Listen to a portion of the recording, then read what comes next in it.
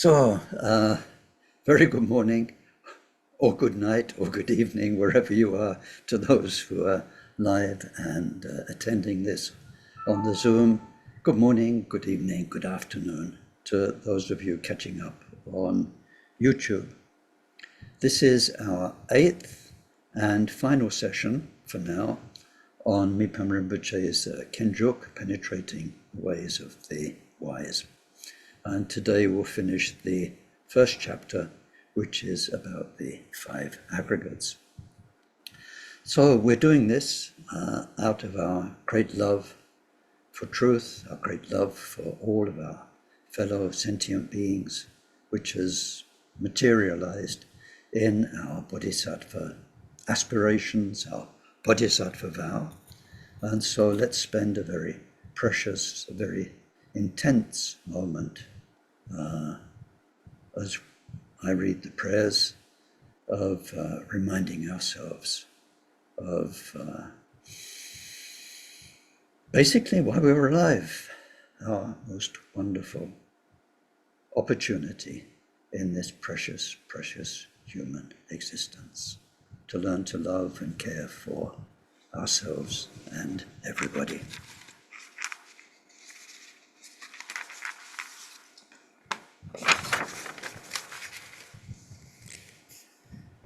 We take refuge in the Buddha, in the Dharma, and in the community of most noble minds, from this moment on until we reach the very heart of enlightenment. Through our practice of generosity and all 6 transcendent virtues, may we reach total awakening and every enlightened quality to be able to truly help sentient beings so lost in samsara. May each and every being be well, live long, be healthy, be well provided for, have good friends, find respect, and live in places of peace and plenty. Most of all, may they practice Dharma. May they each create the causes for these good circumstances to be their wealth in future lives. May they be free from suffering and from creating causes of future suffering. May they discover the natural and sacred well-being totally beyond suffering and attain the great equanimity that's free of closeness or distance from anyone. Dayata shame shamavati shameta shatru kurim arajite karota keyorita jovati oloyane beshuda nemale malapana ye kukure kaka grase grasana omuki paramuki amuki shamedawane sawa graha bandanane grihitva Sava bhava pravadina vimukta marapasha savitva bhuta mudra anudgatita sava mare butsarita parishuti bhika shantu sava mara kamane.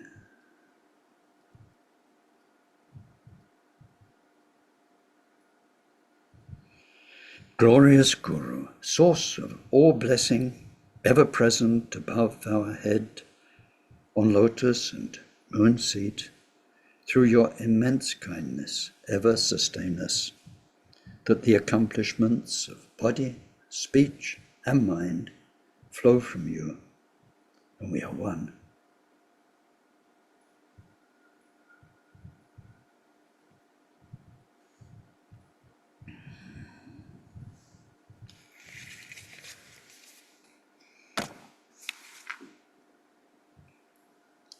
In this course, this is the 8th session, we are exploring the teachings of the Buddha.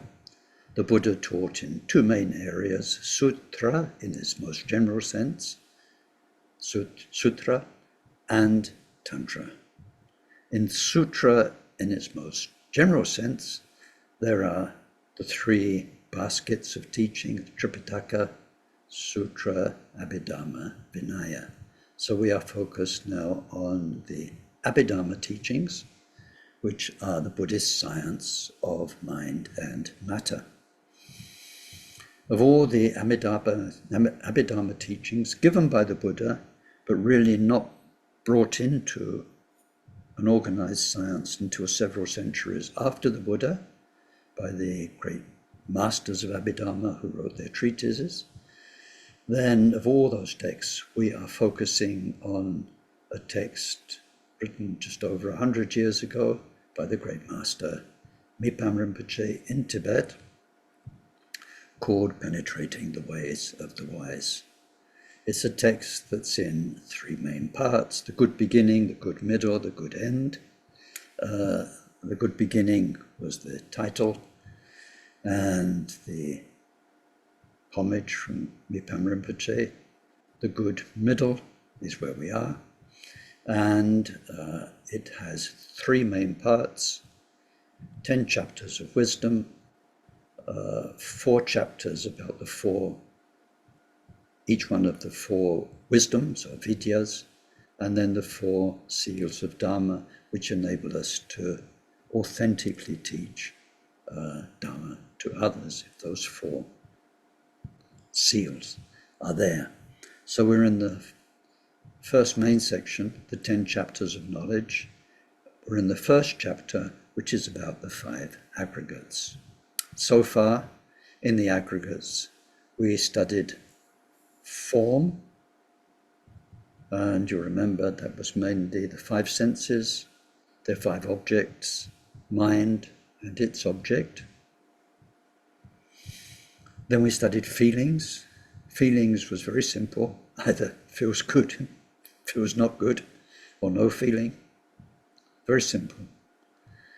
And then we went on to cognition, whereby we recognize things, and we name things, and we invent language and definitions, and we tell the story of things to ourselves, cognition. And then we went into this big chapter on samskaras, or mental formations, what creates our mind. Very, very important chapter.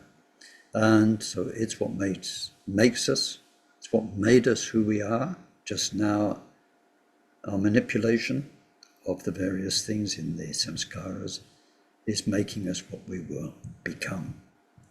So mental factors, creative mental factors. We finished that last time. So today we go on to the 5th and final aggregate, which is in Sanskrit vijnana, and in English usually translated as consciousness. Huge relief for those of you studying intently. It's much more simple than it sounds. So remember, feelings, second aggregate. Although in English, when we talk about our feelings, it's a very complicated topic. Feeling in Abhidharma Vedana is very simple. Either feels pleasant, feels unpleasant, no feeling there at all, really, a neutral feeling. So in that way, consciousness is much more simple and straightforward in Abhidharma than our use of the word in English. It's used for lots of things and quite vaguely in English. The word itself is good. Etymologically, structurally, the word is good. It's almost like the Sanskrit word. Conscious. So the shius bit, not if you're French because it's swearing, but if you are going back to the Latin, then it means to know. It's the same word as science. It's knowing. And con means with. Now, vijnana, which is the 5th aggregate, Jhana means knowing. It's the ja, forget the na at the end. Ja. If you know any Sanskrit, then ja you need to know about. Ja's a big deal. It means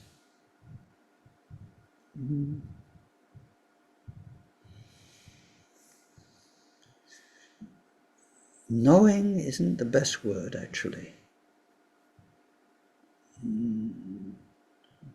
Once you start exploring these 5 aggregates, it's being aware. It's very raw. It's awareness in this moment. What's it doing? So ja, your awareness, which is what we are, what's it up to? So we can qualify ja, of being aware, knowledge, with other syllables. So you remember the 3rd aggregate, cognition, recognition, cognition. The name for that in Sanskrit is samja. It's being aware, but sam means in a combined way. It's like a chemistry. So, for instance, when we recognize, we've got our eyes seeing, or our ears hearing, or our nose smelling, and the fact that we recognize means that the live experience of the moment, the smell or the sight, is being combined with a memory or a name. If I look at my screen, I can see 1, 2, 3, 4, 5, 6 people on the top, and I recognize you, him, her, him, like this. It's a coming together of the memory, the naming, the identifying with the living experience. So it's samja, aware in a combined, fusional way.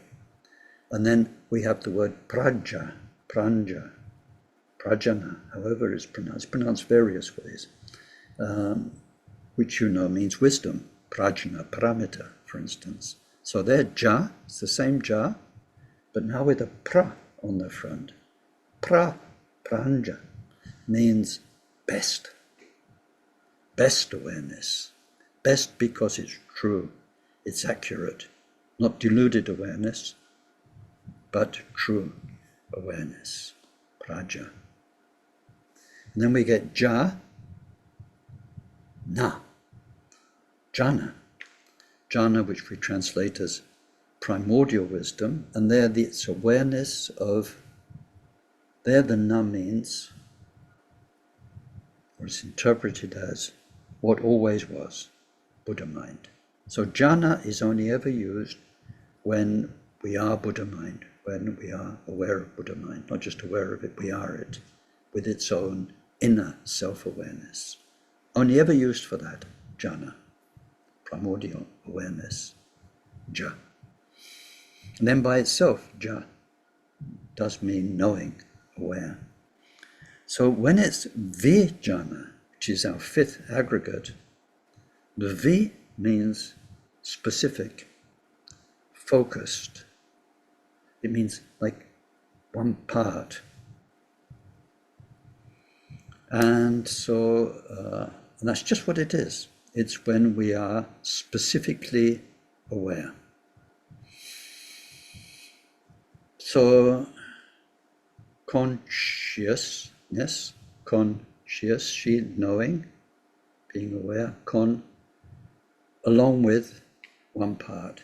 So we have 6 basic consciousnesses. All Buddhists, all the different schools hold these 6. They're really easy. We're back to our, if you remember the first aggregate form. Remember we had the eye, the ear, the nose, the tongue, and the body, or their power to know, power of the eye to see, the ear to hear, and so on. And then we had the power of mind to know, number 6. And then we had their objects, sights, sounds, smells, tastes, physical sensations, heat, cold, hunger, thirst, and then the object of mind, knowables. They're called what the mind can know, knowables. Knowables. So consciousness is very simple. When the eye connects with the visible, and in that moment that's the main thing you're doing is seeing, then that's called visual consciousness. It's the connection. Nothing more. It's not seeing and identifying, seeing and recognizing, seeing and feeling. Just the raw contact when eye meets visual, when ear meets sound, when tongue meets taste, nose meets smell, body meets heat, cold, softness, roughness, sensations, or when you're not primarily in your five senses, but when your mind connects with a specific object. It's like when you see, you don't just see, you see something. And it's quite specific. So that's what consciousness is, full stop. Nothing more. When subject connects with object, and we're working on a very practical, relative level here. We're not up in non-duality. We're talking about how it is for most of us. There's stuff and there's people out there, and there's our body and our five senses here. So when we make the connection. So ideally, now we go off for a few hours and play with this. You would follow your eyes around like you were a TV cameraman. You'd be behind the lens and exploring, seeing something's there, like my donga for the gong. Something's there to be seen, it's visible, and I can see. So then we'd be like concentrated on it, seeing it. And then sounds. Sound is there. We've got the ear that can hear, and we're focused on that. And we start to explore how it works. Just observe one moment after the other, like we do with mindfulness. Now I'm seeing. We'd become sort of, how can you say? I'm thinking of old-fashioned computer programming. We'd be telling ourselves a simple story. Now I am seeing. Now I am touching, like I'm stroking my beard. Just now I'm feeling the texture of my beard. Now I am touching. Now I am smelling. And we'd see how our mind goes from one to the other. And then with the sixth consciousness, how our subjective mind is dealing with a memory, a fantasy, an idea, a calculation. And we'd watch this monkey mind going from one to the other, one to the other. What would we discover? We don't just have one thing. Like if I see my gong, like donga, like this, if I'm looking at it, and then Paul reminds me that the recording's not on, I will hear him. This won't be the only thing that's happening for me. So what we find is you have central awareness and peripheral awareness. Okay so far? A few nods, we've not lost anybody. Oh, good, okay. So a good example is when you're driving, all right? Theoretically, you should be concentrated on the road and you're driving, but you can also listen to the radio.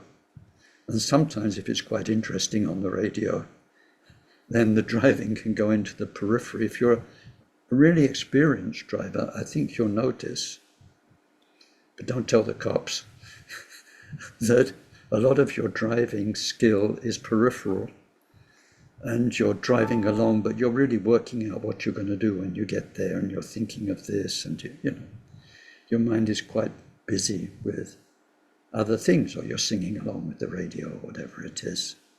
So in our mindfulness, in our training, we discover this central awareness and peripheral awareness.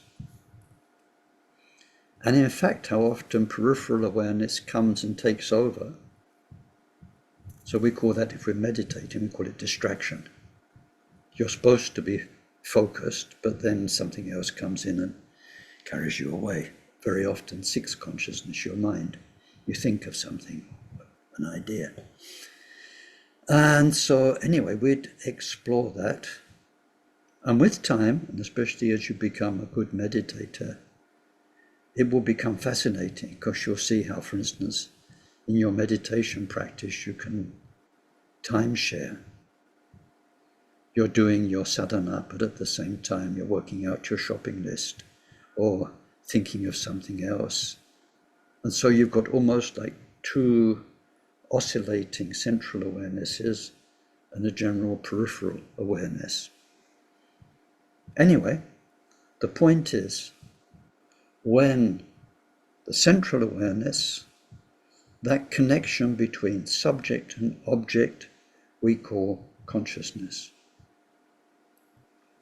Just that, just the connection. See? So it's seeing, hearing, smelling, tasting, physical sensation, mental consciousness. And here, that's all we need to know in the 5 aggregates. We're finished, more or less, the 5 aggregates. Because I want to make the point, when we talk about consciousness as an aggregate, that's all it is, connection between subject and object. 5 senses, mind, and its field of awareness, full stop. The rest comes in later teachings, in Abhidharma, when we see the 5 aggregates at work. It becomes really interesting. Just now, we are like learning the alphabet. You have to learn it, otherwise you can't read, you can't write. So we need to learn it, and we need to learn it properly. So if you remember, or if you've watched children learning the alphabet, you have to do that.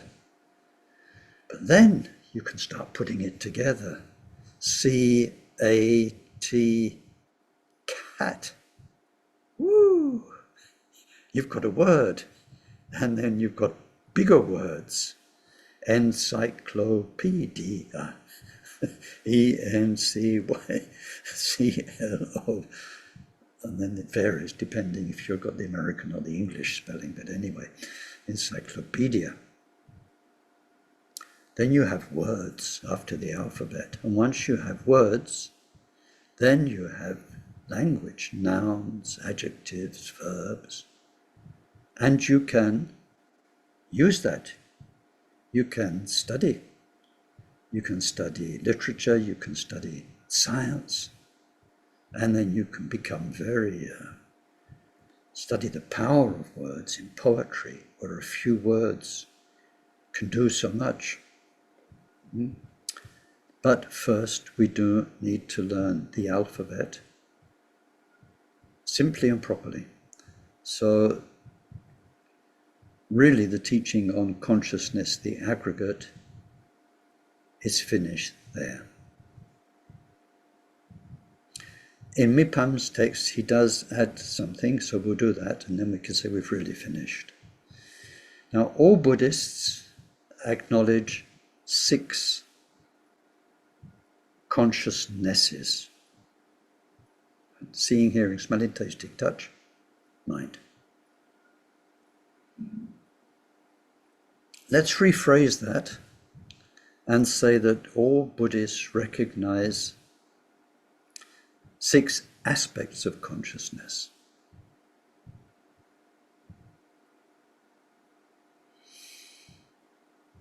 So now we're going into later teachings, right? Out of the aggregates, and then we'll come back to what Mipam mentions very briefly. He says that the Chitta Matrins mention 8 consciousnesses or 8 aspects of consciousness. Coffee tasting consciousness, physical sensation, weight of cup consciousness. Back to the talk consciousness.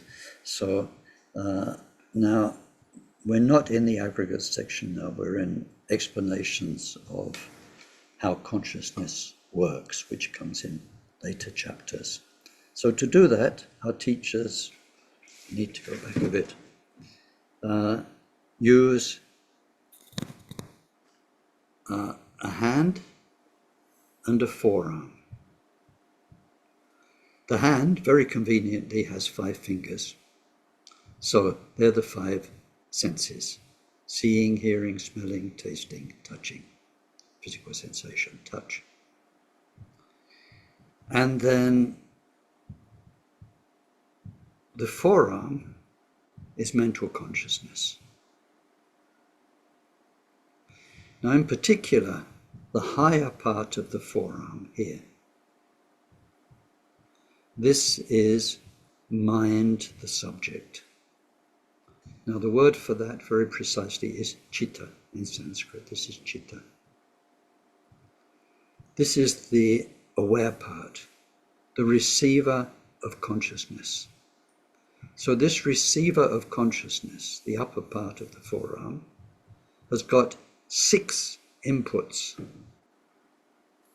This awareness, chitta, can be aware of sights, sounds, smells, tastes, physical sensations. So 5 sense inputs into chitta, the upper part of the forearm. But chitta, central mind, central awareness, can also be aware of mind's objects, they're called. Just like the eye sees sounds, the eye sees sights, the ear hears sounds. So central awareness of the mind knows what are called mind's objects. So we have 6 inputs into chitta, into central awareness: 5 senses and mind objects. And we can see this in meditation. Sometimes we're aware through our senses.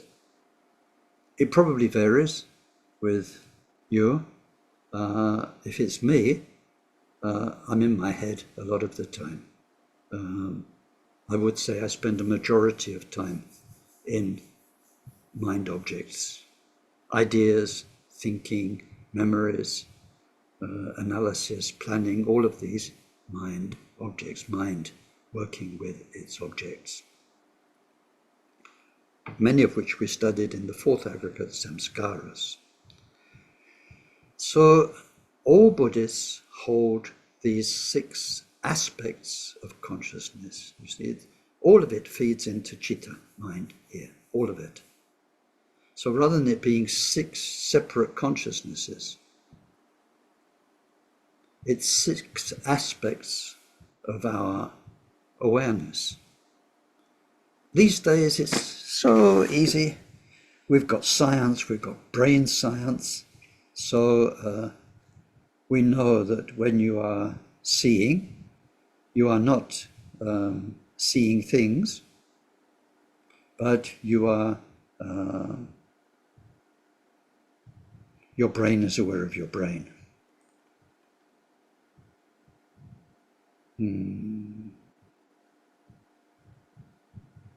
It's quite funny now, actually, as you're watching this talk.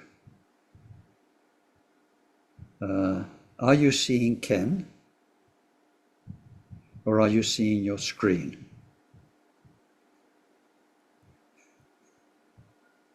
Think about it, it's not quite the same. I'm actually here a long way away from you. Real person in a body. And What you're seeing is pixels on a screen, little points of color. But you think you're seeing Ken.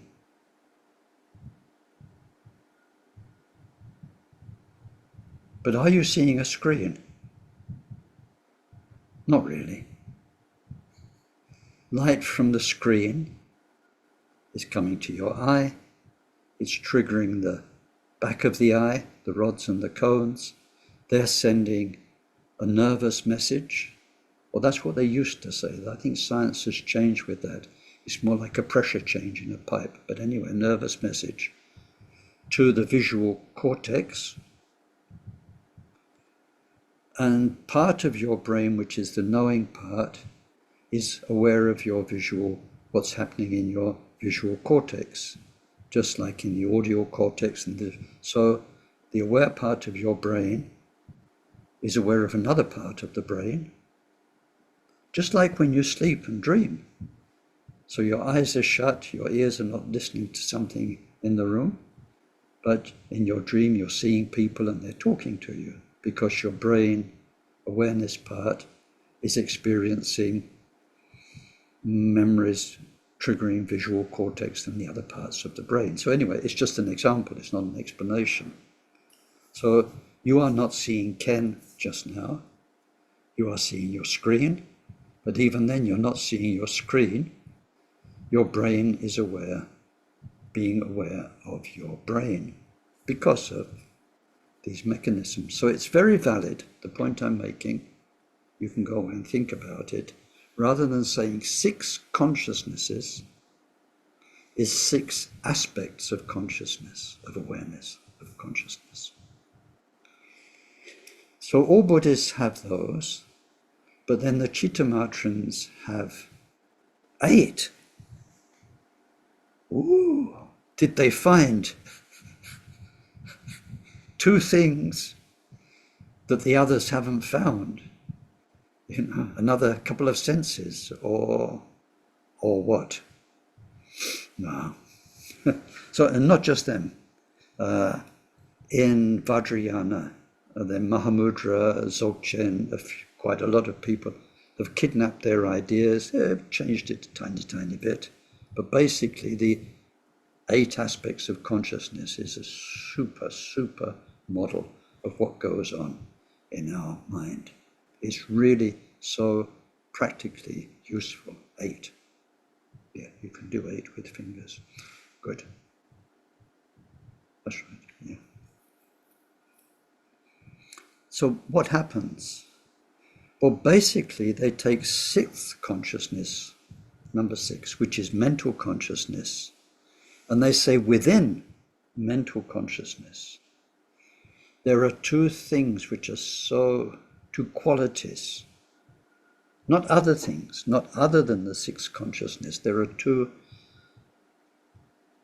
functions, faculties, aspects of that 6th consciousness, which are so powerful in making us who we are, in making karma, and then when we practice the path, in helping us to liberation, that they take them out for special attention. So it's not 2 more consciousnesses that make the 8, it is 2 aspects of 6th consciousness which are highlighted. So the 6th consciousness, mental consciousness, has one thing that it does, and this is the bad news. If you're of sensitive disposition, this is a warning. You may want not to watch the following moments of video. It contains the deepest violence in the universe. 7th consciousness is called and then find the nastiest name you can find, the warping consciousness, the deforming consciousness, the spoiling consciousness, and all sorts of names like that. Because every moment of consciousness is unnecessarily split into 2 sides, an illusion of 2 sides. Me and it. subject and object, perceiver and perceived. Now, this isn't a meditation course, this is an Abhidharma course. But when we do meditation retreats and we work with this, it's really fun. I've had people almost tear their hair out because we do things like we look at a wall and the color of the wall, and we just stay with looking at the color of the wall, so there's only the color present in our awareness. And then we really explore if there are two sides to that moment of experience, an out there and an in here, a me and a wall. At first, of course, all the time. We don't just experience it like that. I'm looking at a wall. We tell ourselves a story. I'm looking at a wall. So we've got the reinforcing inner dialogue,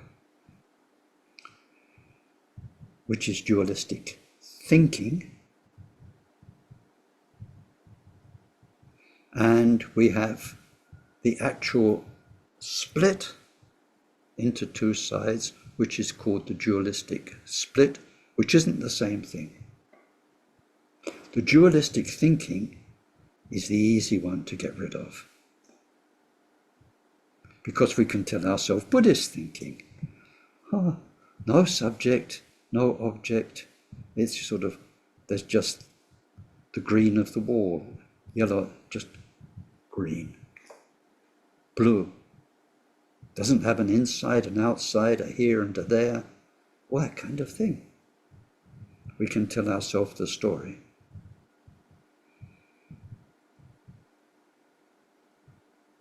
But it still doesn't change the feeling that I'm seeing something, that you're listening to Ken, that you're seeing Ken. It feels two-sided. I mean, are you giving this talk? Do you feel like you're giving this talk?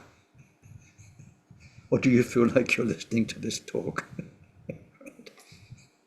Even if we hate it, we don't want to be dualistic, we believe in oneness, it happens every damn bloody moment until you get to, no, not even first bodhisattva level, 8th bodhisattva level.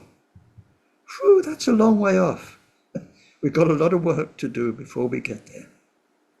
So we can change the dualistic thinking. You'll do that in this lifetime easily. Replace it with Buddha's teaching. But the dualistic split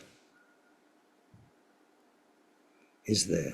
So 7th consciousness is called, but this 7th aspect of consciousness is to split each moment of experience into an illusion of two-sidedness. Now this, for us who want to become Buddha, is public enemy number 1. Because once you've got me and it, me and you, you've got desire, you've got aversion, you've got jealousy, you've got pride. How can they exist if there's no two-sidedness? They can't. They can't. So the dualistic split, public enemy number 1, public enemy number 2, but easier to deal with, dualistic thinking, the story of me and other that's going on in the back of our heads all the time. We can deal with that. We can replace it with beautiful bodhisattva thinking. So that is one dimension of what is called 7th consciousness, warping consciousness, deforming consciousness. Because it deforms the truth into duality. It deforms and takes us away from Buddha mind. It's one of the obstacles to recognizing our own Buddha nature, the dualistic split. But 7th consciousness has another very important function, And it is the one that sequences our awareness. You know, our awareness is programmed by karma. So why is it that this moment of awareness goes and the next one comes up? Like on a screen. What sequences, what causes this one? So it says seventh awareness throws away the previous moment and brings up the next moment. That's what seventh awareness does. And we can't really stop it.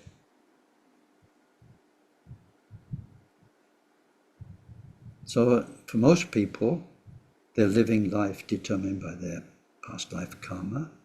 And seventh awareness is doing these two things, bringing up the next moment and splitting it into two. Okay, so that's the one aspect of mental consciousness we call seventh consciousness. The eighth consciousness, which is called, so consciousness is vijnana, is called alaya vijnana. And this means ground or basis consciousness. For those of you who did one of the earlier courses in these Zooms about consciousness and wisdom, you'll know these, you'll remember these very well. So alaya vijnana is an aspect of mental consciousness whereby stuff is stored. It's called storehouse consciousness, or ground. It's like the ground out of which plants or trees can emerge. It's the ground for all our experience. So when karma is made, it is in this ground that the imprint is located. And it's from that ground that the imprint of karma is pulled up by seventh consciousness to become what we experience in this moment.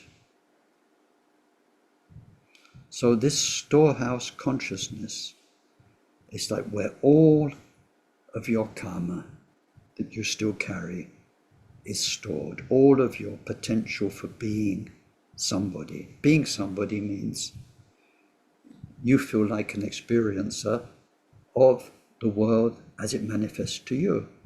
Each one of us here. How many people? 30 people, I think. I've got my glasses on. 30 people. We're each having a very unique experience right now, even though we're in the same Zoom. Each one of us is in our own world, experiencing very uniquely. What is it that this experience is happening moment after moment, which is being pulled out of your karma box by seventh consciousness? So this storehouse of everything we are individually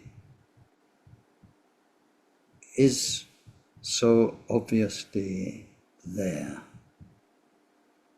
Like if I say, wait for it, because as soon as I say it, your seventh consciousness is going to pull it out of your eighth consciousness. If I say your first school, right?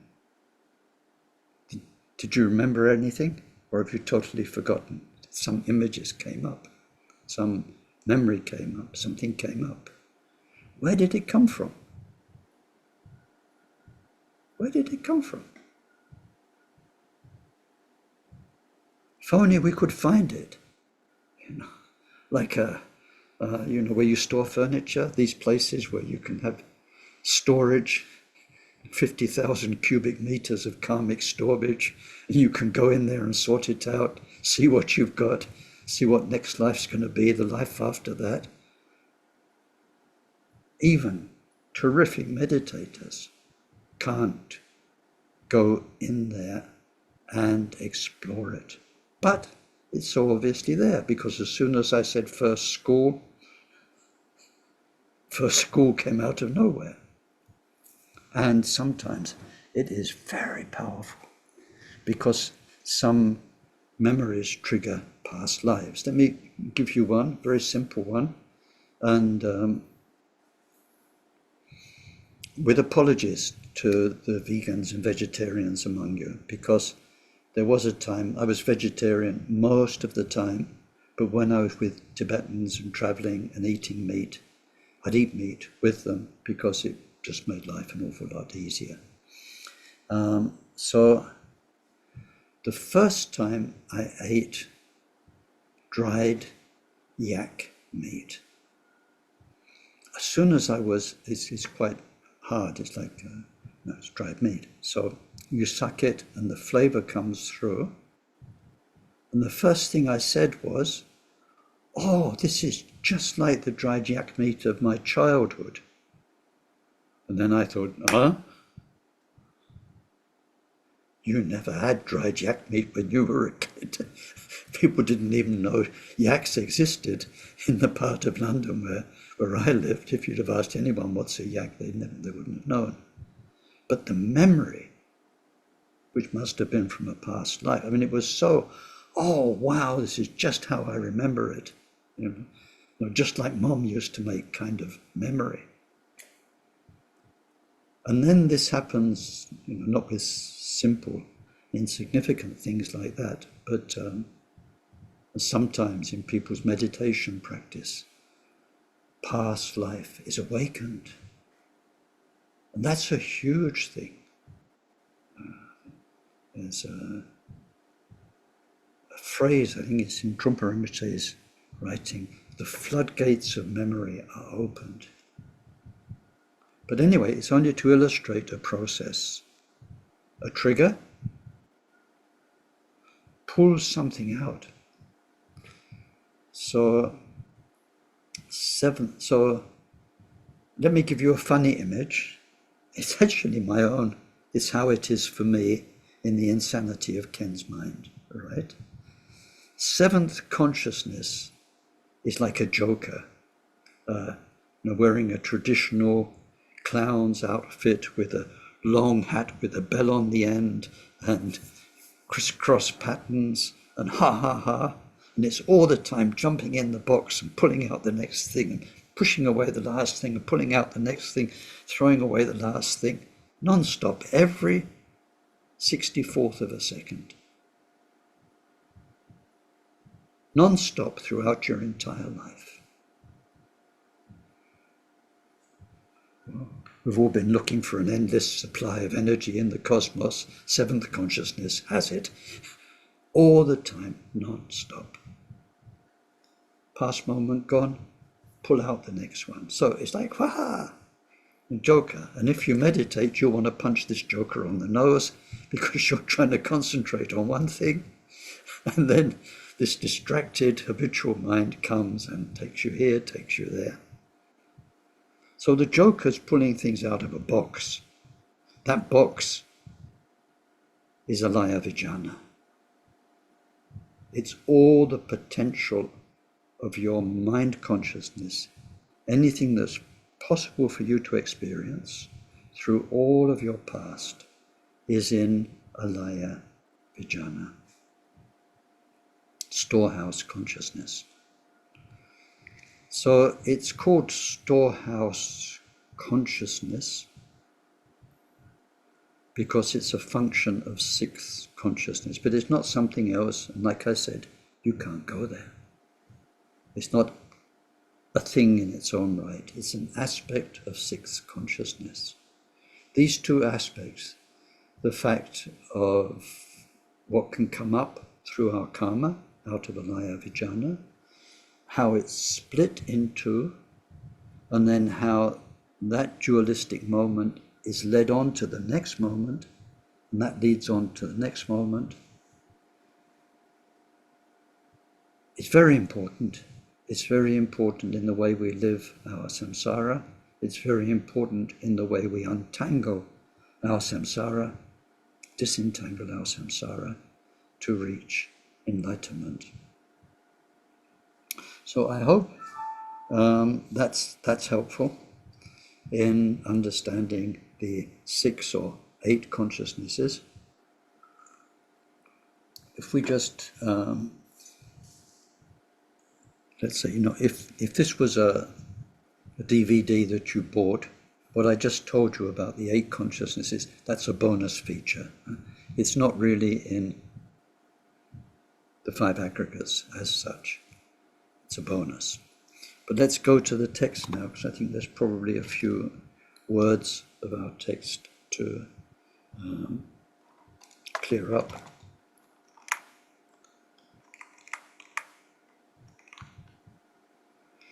So the text says, definition: consciousness is that which makes known each specific character of an object.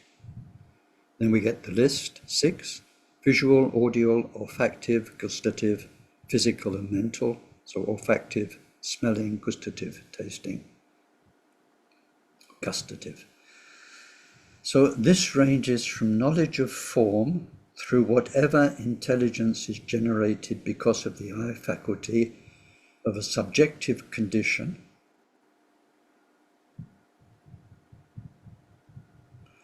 so this ranges from knowledge of form. Form, when we go back to form, we had the 12 aspects of it. 5 senses, 5 sense objects, mind and its object. So starting with what is generated because of the eye faculty, power to see meeting power to be seen, as a subjective condition, up to knowledge of itself, the special phenomenal element. So anything as an ordinary sentient being, and through our stages of the path as a bodhisattva, up to the end of duality. So it covers everything, every experience in those 6 areas, through whatever intelligence, knowing, awareness is generated because of the mind faculty. It's a subjective condition. So it's a very complicated sentence, but it means consciousness covers everything in this world and almost up to enlightenment. And then he goes on to say, the mind-only Chittamatra school discourses and treatises explain 8 groups of consciousness by making 2 extra categories from the mind element, defiling consciousness. So this is the deluded mind, which when envisaging the inner universal basis consciousness is tempered by the 4 following faults. It mistakes the subject for a self, it takes pride in the self, is attached to that self, and therefore it is ignorant of the truth. This defiled mind is always present, because defiled here means dualistic. Is present in virtue. We can make great virtue dualistically. Is present in non-virtue, and is present in neutral aspects. Is present all the time, up until 8th Bodhisattva level, and in every single moment.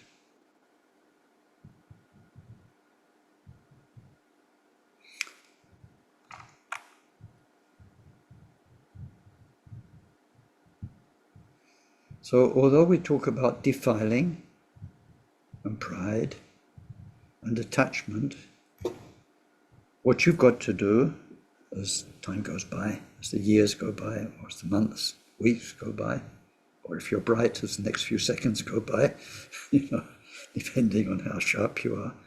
But you have to get the feeling of what we're talking about here.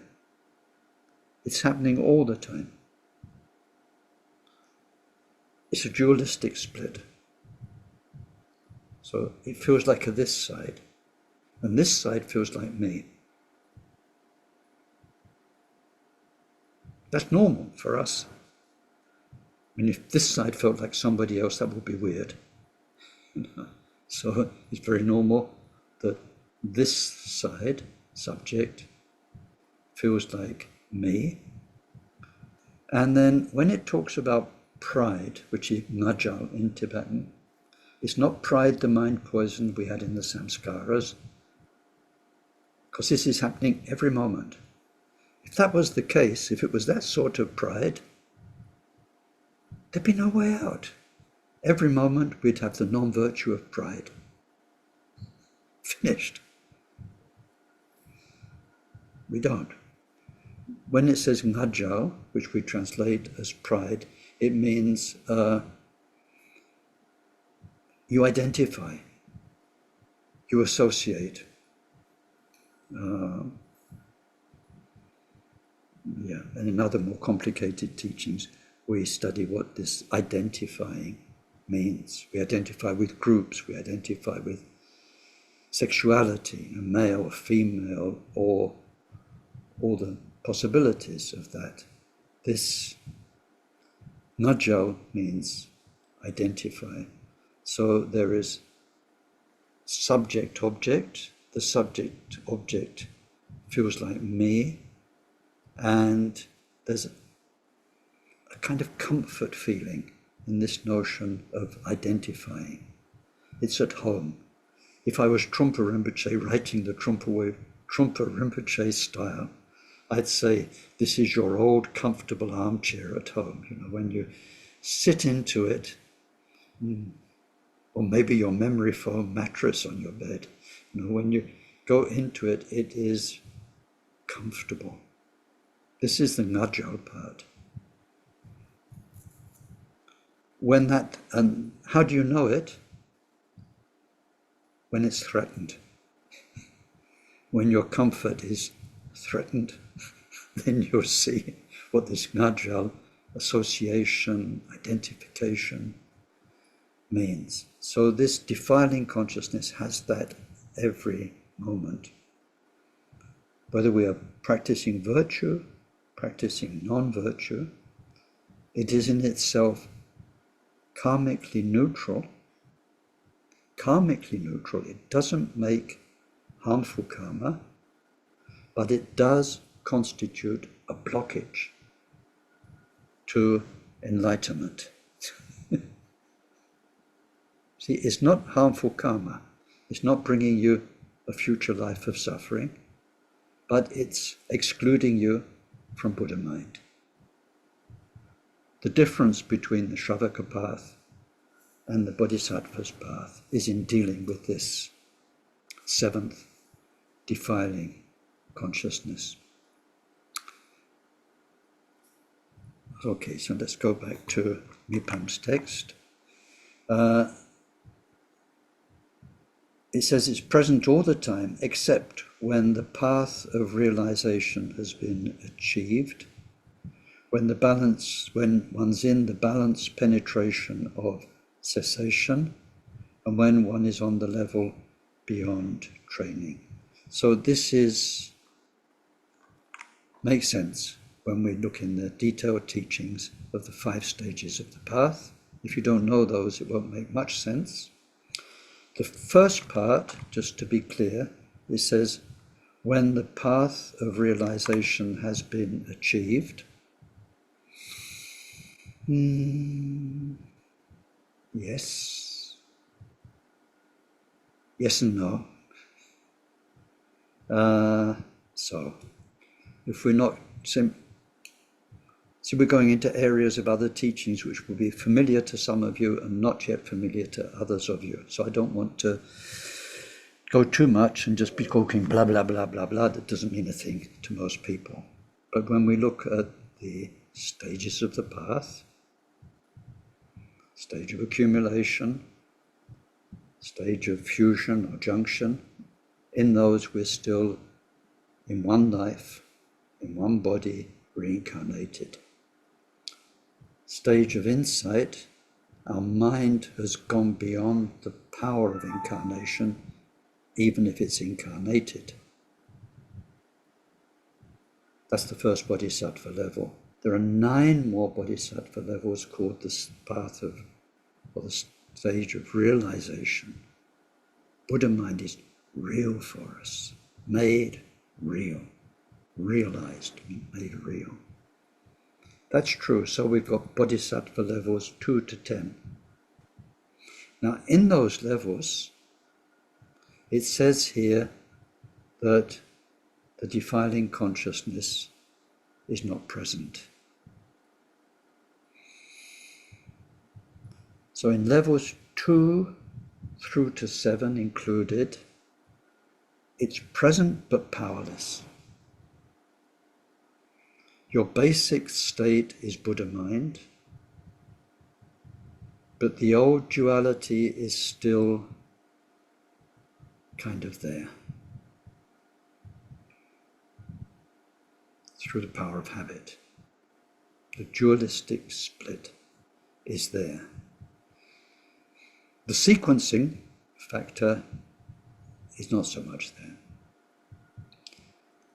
When we go on, the transition from 7th bodhisattva level to 8th level happens when the dualistic split is overcome forever through the power of what's called Vajra-like samadhi, which is resting in Buddha mind, in Buddha nature. We do that through levels 2, 3, 4, 5, 6, 7, where our main awareness is Buddha nature, and dualistic consciousness is there but powerless. And through remaining in Buddha nature centrally, while dualistic awareness is there, through all those levels, gradually we wear it away, And at the 8th level, it's gone, never to come back. Woo! That's wonderful. That's wonderful, the dualistic split. So it's just to make clear technically what we have in Mipam's text. Then he talks about universal basis consciousness, that which retains all the thoroughly conditioning potentials of the aggregates, elements and perceptual entrances. So elements is the next chapter, perceptual entrances is the chapter after that. This is the ground state of mind, the storehouse, which in itself has no knowing, no lucidity, no discernment, no discrimination. It's just a storehouse. It is the location, if we put it that way, of all of that karmic data, that consciousness data. So it's called the consciousness, which is the basis for everything. It stores all of our tomorrows until we get liberated. Or it's the adoptive consciousness, when 7th consciousness pulls out the next moment from it. It's why we adopt the next moment. He says so when that happens, when consciousness is taken out of the alaya vijnana by the 7th consciousness, he says the places, the sense data, the seeing, the hearing, the smelling, the bodies, our own bodies, other bodies, all the forms that manifest, they manifest, but it's just like a dream. From the angle of it appearing as places, sense data, and bodies, the universal basis consciousness is also known as the universal basis for full maturation. So these can be explained with slight shades of difference according to the different schools. Now that universal basis for full maturation, if you're not getting saturated, when we've got karma, when we make a karma manifests in Three ways. One is it makes you reborn with a body and a certain set of changing experiences. This is called full maturation. It's what that bit of text is talking about. It's this life. It's you, your family, your life story, the people you met, your health, your wealth, all of that. Full maturation. But mainly, the big story. You've got this body until you die. You've got those parents and siblings until you die, and so on. The bigger part. Then there are two other aspects of karma we won't deal with here, but that's what we're talking about here. Some terms and conclusions. We don't need to really know that, except that we often talk in English about mind. Now that we've explored the 5 aggregates, you should know that of the 3 Sanskrit words for mind, chitta, manas, and vijnana, this 5th aggregate is vijnana. So in English we can say, and we often say, consciousness. There's another word we translate as mind, which is manas. In Tibetan that's the word yi. And we could say mentality, just to make a difference. And then there's the word chitta, which we could just say as mind, simply as mind. And earlier on in this talk, I showed you how the 6 consciousnesses are explained through the forearm and the 5 fingers, and that chitta is central mental awareness, which has as its object mind objects and the 5 senses. So, chitta, manas, vijnana. We translate them all as mind, and it's not just a problem. It's not a problem in English, but it's confusing perhaps.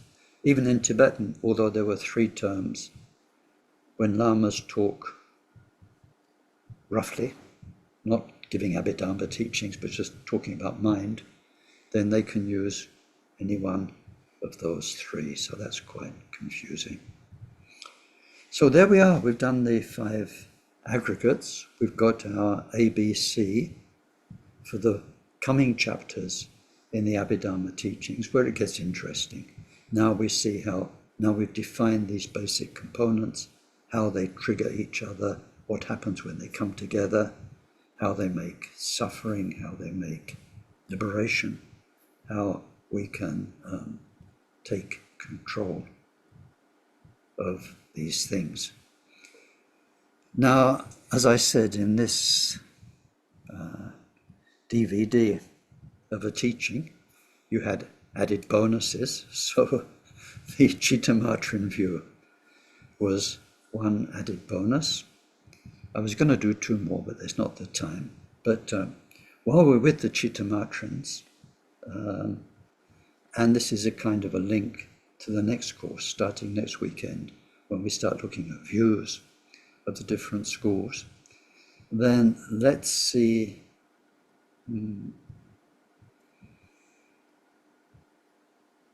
very quickly,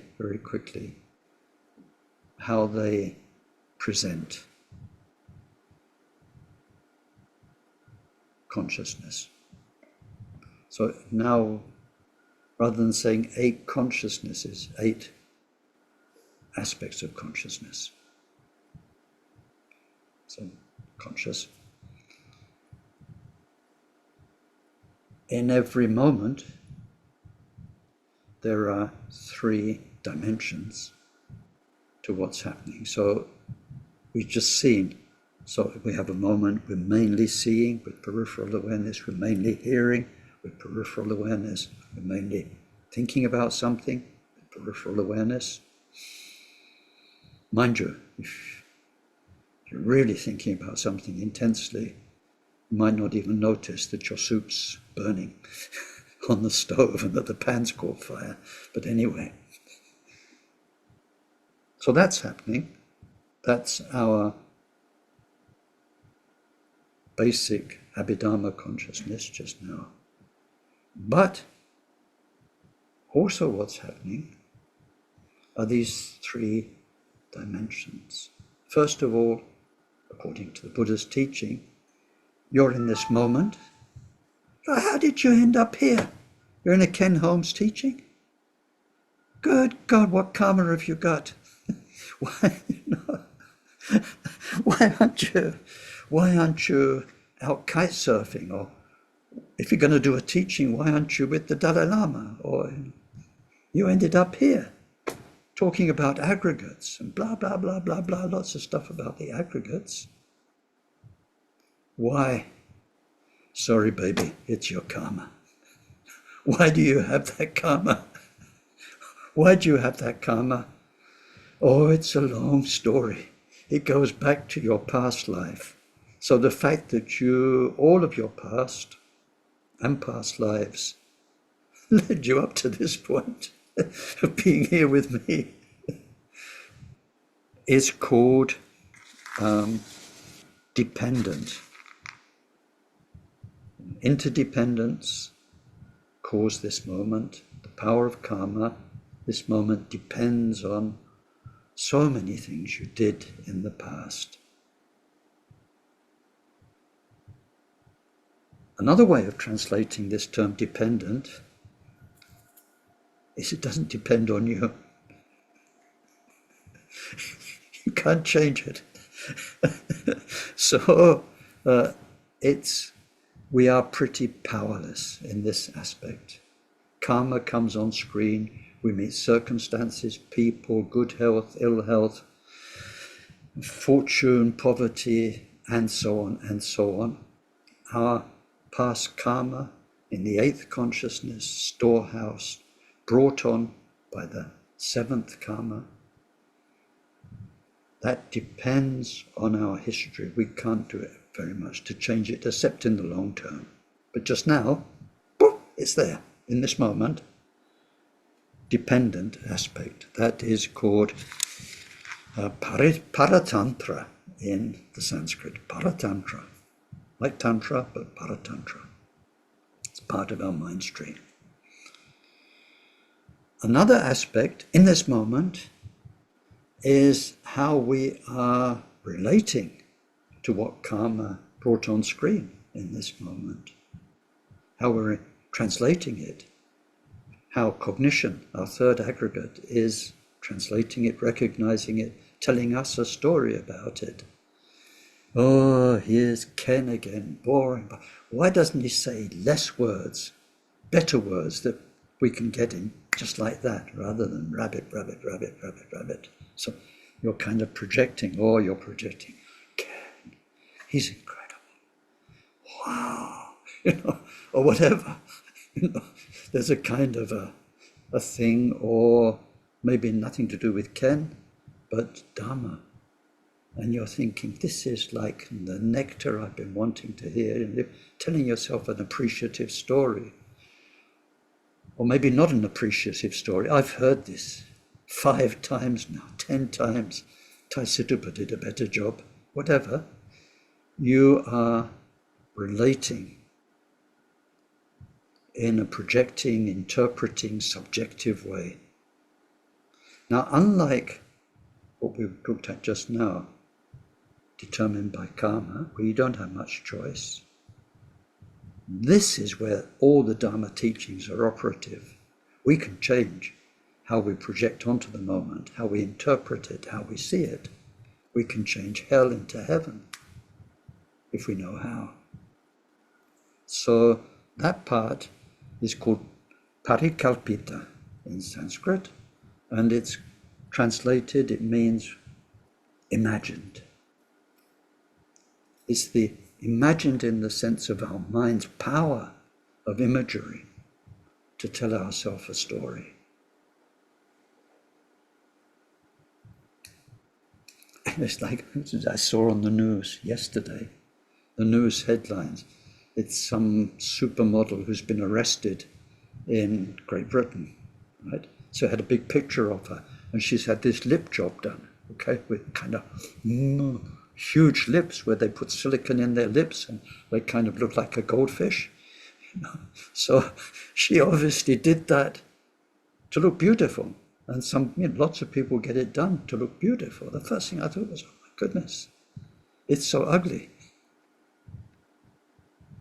The fact that her lips came on screen is the first aspect, karma. It's my karma to see that, whether I see that as ugly or beautiful. This is the second aspect, parikalpita, where we are reacting to our karma in the moment, a moment after moment. So that is called the imagined world. The projected world is what Buddha describes as like a dream, like an illusion, like a conjuration. We can do something about that in this life, in the present moment. Dharma is so wonderfully precise science for dealing with this imagined aspect. That's there in this moment too. And thirdly, what's also there, it's our mind from the eighth consciousness experiencing karma and then projecting onto that karma. But this mind is Buddha. And that Buddha nature, purity, clarity, voidness of our mind, always there. Every single moment, whether we recognize it or not. We don't recognize it because we're busy projecting onto our karmic consciousness. Things are happening and we're reacting to it. Totally caught up in worldliness for ordinary people. But we are learning to disempower the worldly habits and move closer to our true nature, which is pure love, pure, wonderful. In Tibetan it says, Tong Ni Ninje Chenpo Chen. Voidness, shunyata, which has love as its very essence, loving kindness as its very essence. That's the truth of us. So that's also there, even if it's covered up by those first two aspects of stream of consciousness, karma, and projection onto it. So that's the eight consciousnesses, and those three aspects of them from the Chitta Matrin. It's beautiful teaching. It's so useful, and it's been used as a basis for then Mahamudra and Dzogchen, other teachings.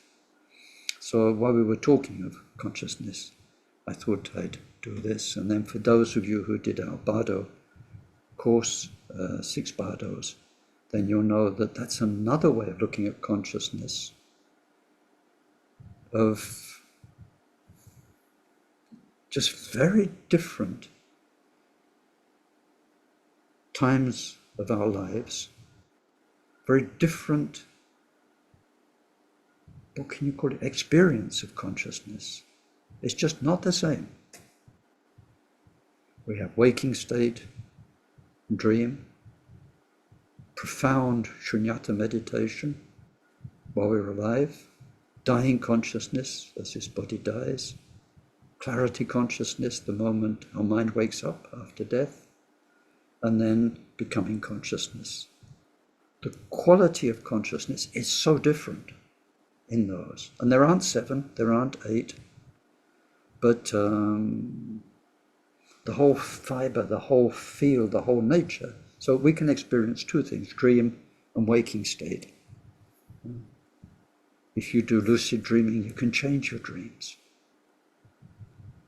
In the waking state,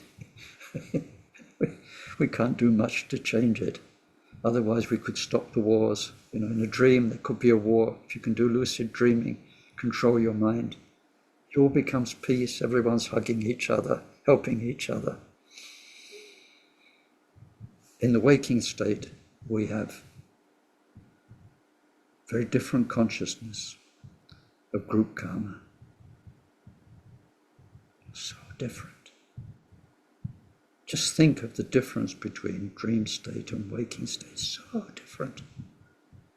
But like this, all 6 bardos have such different quality in the fabric of consciousness.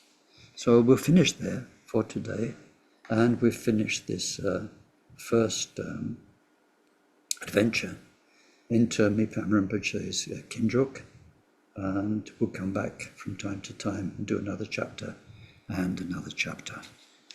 So let's dedicate anything and everything that was good and useful.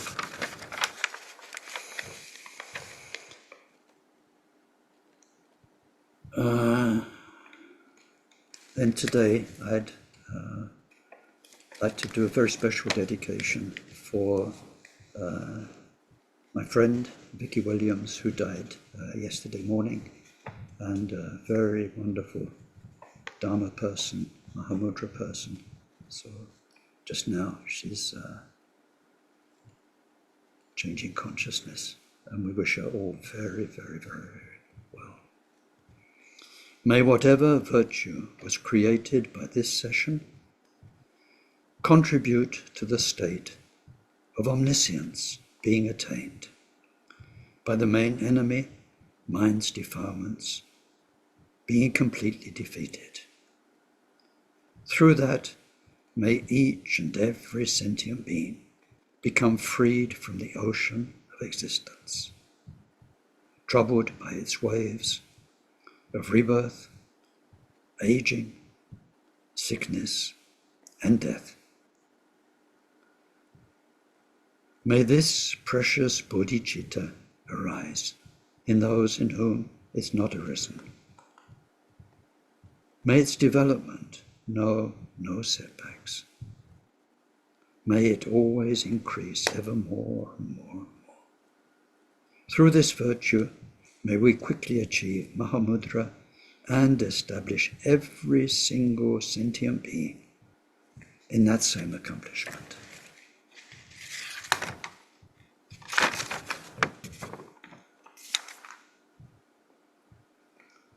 So thank you very much. I hope these aggregates have been useful and that you spend more time to them and come back to the recordings. Over to you, if you've got any comment or questions.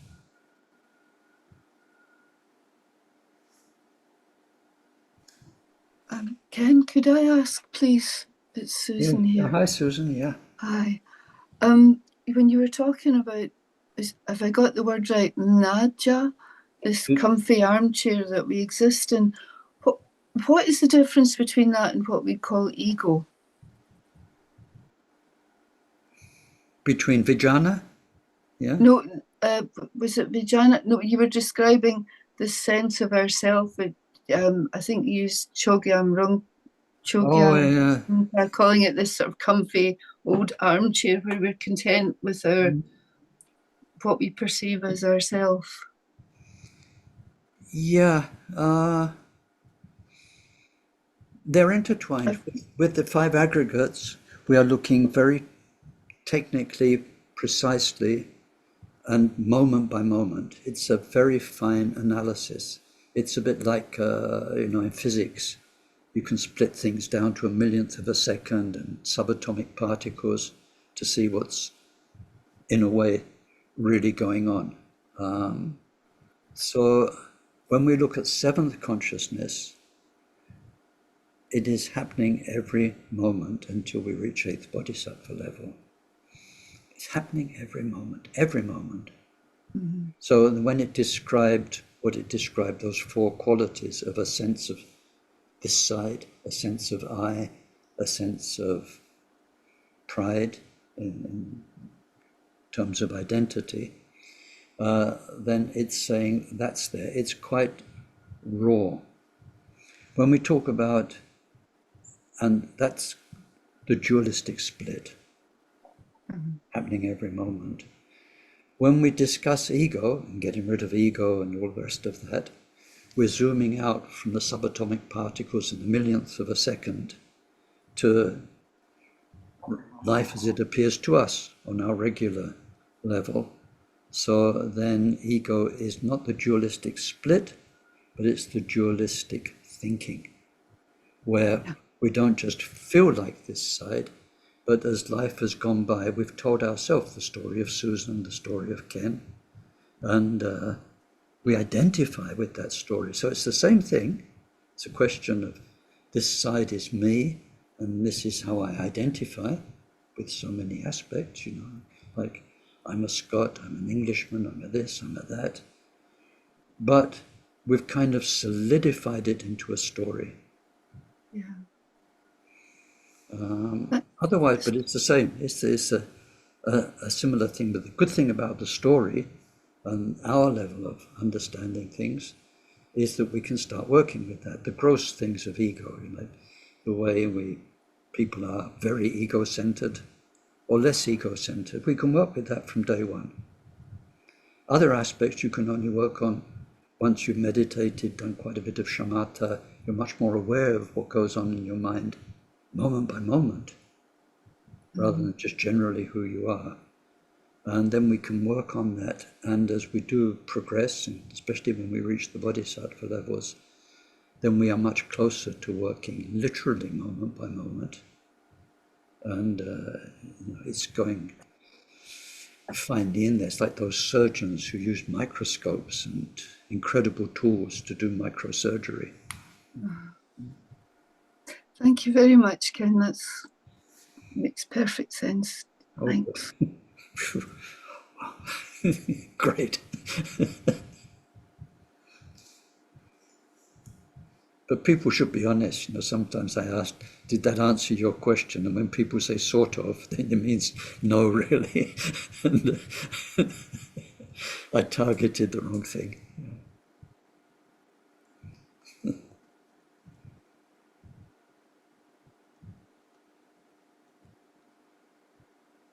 So they're not just about today. This is the end of this course on the 5 aggregates. Anything that came to your mind about those?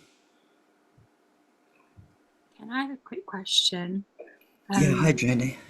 Yeah, maybe the question's not quite right because of my lack of understanding. But I was wondering if the view, when we're like planting seeds to try and cultivate a new view, is that in the storehouse where that view is like held? Mm-hmm. Yes, everything is held there. It's very convenient to talk about the consciousness, make it a storehouse. It's, how can you say, it's beautiful to explain things. It's a lovely tool. Except when somebody says, oh, where is it? What is it? Nobody ever met it. Can you take me there? Can Buddha walk around this storehouse? It's a fantastic explanation. Now, Khenpo Sotim Gyatso had a very, very good example for it. Now we're going back to when you're talking about this, the 1970s, right? In the 1970s, the new thing on the block was audio cassettes. You could record people, and we had I remember traveling with him and the Karmapa with quite a big recording device to record things. So he said, this is fantastic because you've got this brown tape. It's the same with the videotape. Videotape's a better example, but he gave it with audio. So it's blank. And if you could look with a microscope at the tape, you've got, I think it's like little ion particles all lined up. And then something happens, sound. People talk, or you've got a band playing. And when you record, it rearranges the particles. Now, if you take the blank tape and just look at it with a microscope, and you see rearranged particles, but you won't hear any sound. And if you can store that tape well, you can store it for years and years and years. You can put it right next to your ear, you won't hear a thing. You can look with a microscope and see the ion particles rearranged, but you won't hear sound. But when you put it in a player, all of a sudden what was said like 30 years ago, it's there. It's working on your 6th senses. It's a reality for you. So with karma, with our stream of consciousness and this particular aspect, which is alaya vijnana, then what we do with our body, speech, and mind, including planting seeds about the view, Buddhist seeds about how things are, is like the recording stage. And then the alaya vijnana itself is invisible, you can't find it anywhere, but it is so obviously a fact that stuff is stored. And it's so obviously a fact that when the right circumstances, they're called secondary causes or circumstances, are there, the triggers, which is the same as the machine, then it comes up and becomes live. So it's true when we make Dharma teachings, we are both imprinting new ideas, but then the power of those new ideas in this alaya vijnana is also to weaken and eventually get rid of the old ideas. That's very fortunate.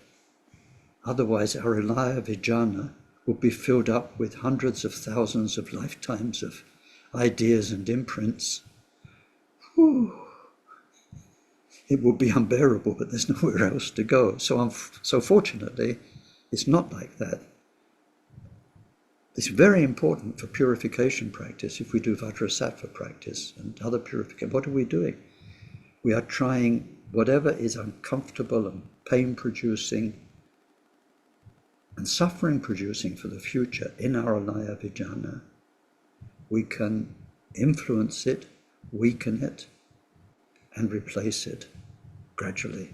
That's what we're trying to do.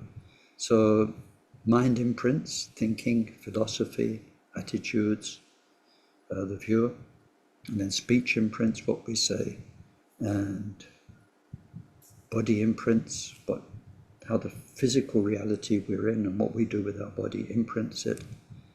All of that stays there, invisible, until the triggers come. Sometimes the triggers are dramatic. Somebody walks into your life, they're technically a stranger, but poof, from then on, all heaven or all hell might be let loose, because in past lives, so they're the trigger. And you've had karma before, we've had karma with lots of people before, almost with everybody. So when somebody comes through the door into your life, then the question is, are we going to become the player? It can be like putting the cassette in the player, so that all that past becomes Dolby Stereo, 360 degrees surround reality. Or are we going to, no thank you, and it's like lifting the cassette off the shelf and maybe not Grateful Dead today, or whatever it is. We decide not to play it. But yeah, the imprints, a long answer. But did that help? Yeah, thank you, Ken. Thank you, very relevant. Hi, Ken. You just answered what would have been my question about when you meet people and you have this sort of very strong reaction one way or the other. But I just have a comment about Storehouse. I think your two examples of my first school and your taste of yak meat, they were two very strong examples about Storehouse consciousness, and I'll never forget those two. Thank you. Oh, good. Good. Yeah. It's just amazing. It's so powerful. When I was a lot younger, I had a girlfriend and it didn't work. And she left a tiny thing with her perfume in one of my drawers. Now, actually, it was so deeply buried in the drawer that I never went to, that it was a couple of years. And then I found something, and the smell, I was back there in a moment. And the interesting thing was, the past, we're a bit like the communist government, or any government these days. We rewrite the past, the history, to tell ourselves how it was. So the story of that girlfriend, I'd already classified her, and I had the story I'd tell myself, the sort of story you'd tell bits of to other people. Oh, yes, so and so. Yeah, we were together, and then we did that, and that kind of a story. But when I found that little bit of clothing with the perfume, the memories that came back, that was kind of, oh, because you realized how much you loved the person at the time, and then how much it didn't work afterwards, all of which you'd forgotten in an official storyline about that part of my life. So yeah, the power of triggers. And then it can be very, very beautiful with enlightened teachers. When you meet them, then they can awaken in you most wonderful, wonderful things. We kind of remember who we really are, but that we'd forgotten for a long time. They awaken the goodness in you. You know, we are all so good inside. And sometimes we end up telling ourselves such nasty stories about ourselves. So sometimes they might not be able to awaken the Buddha experience in its purity first time, but they can awaken the bodhisattva in you. And you can, this thing of seventh consciousness, identifying, you can suddenly identify with the kind, loving goodness that's in all of us. That's beautiful, and some teachers can awaken that.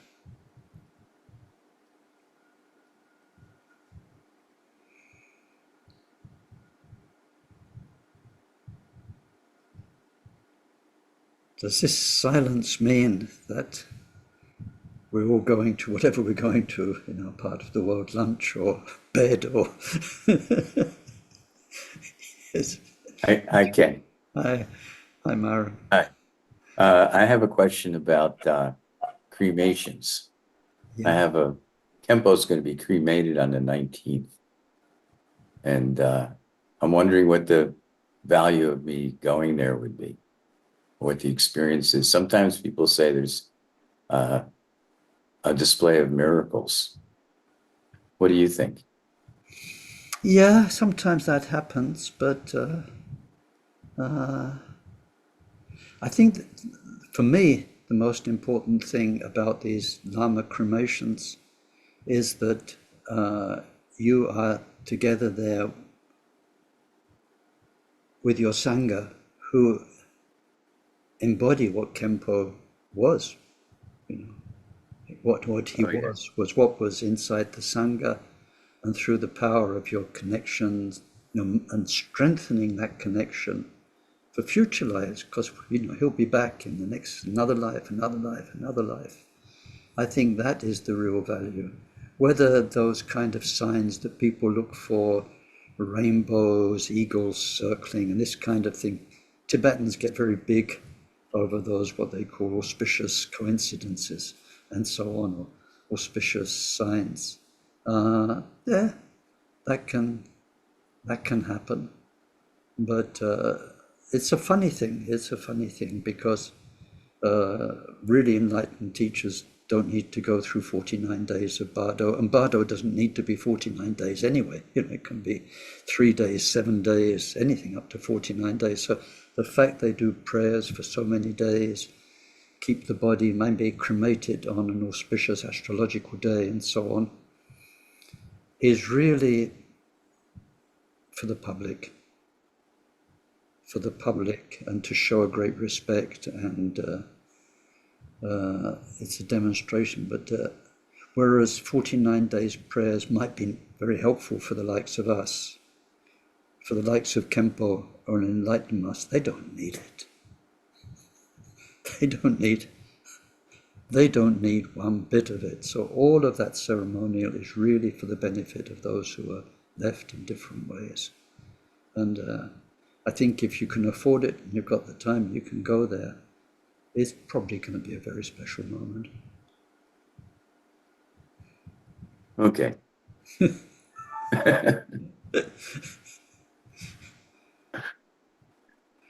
Yeah, we've been doing the 49 days online. Yeah.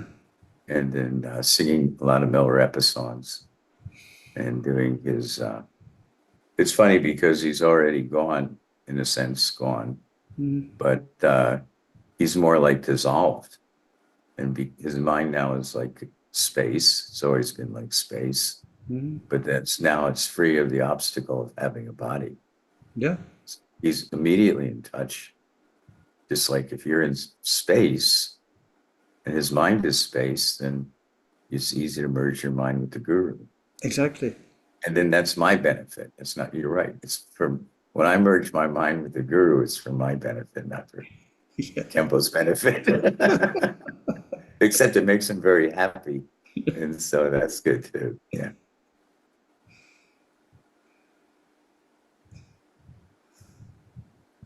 Have a brilliant week, everybody. Thank you. Thank you very much. So very much, Ken. Very much. Bye-bye. Bye-bye. Bye.